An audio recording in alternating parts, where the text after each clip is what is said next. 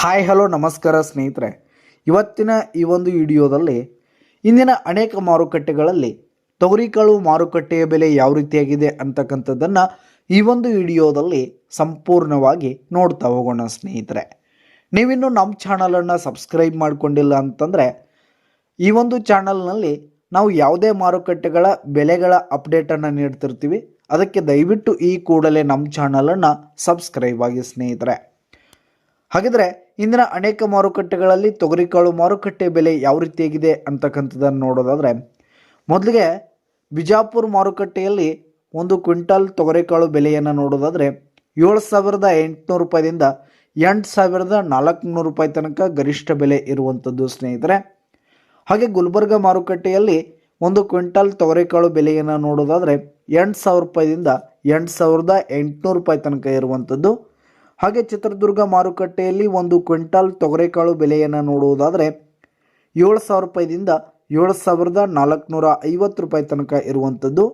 ಹಾಗೆ ಸೊಲ್ಲಾಪುರ ಮಾರುಕಟ್ಟೆಯಲ್ಲಿ ಒಂದು ಕ್ವಿಂಟಲ್ ತೊಗರಿಕಾಳು ಬೆಲೆಯನ್ನು ನೋಡೋದಾದರೆ 7,500 ರೂಪಾಯಿದಿಂದ 8,100 ರೂಪಾಯಿ ತನಕ ಇರುವಂಥದ್ದು. ಹಾಗೆ ಬಾಗಲಕೋಟ್ ಮಾರುಕಟ್ಟೆಯಲ್ಲಿ ಒಂದು ಕ್ವಿಂಟಲ್ ತೊಗರಿಕಾಳು ಬೆಲೆಯನ್ನು ನೋಡುವುದಾದರೆ 6,800 ರೂಪಾಯಿದಿಂದ 7,550 ರೂಪಾಯಿ ತನಕ ಇರುವಂಥದ್ದು.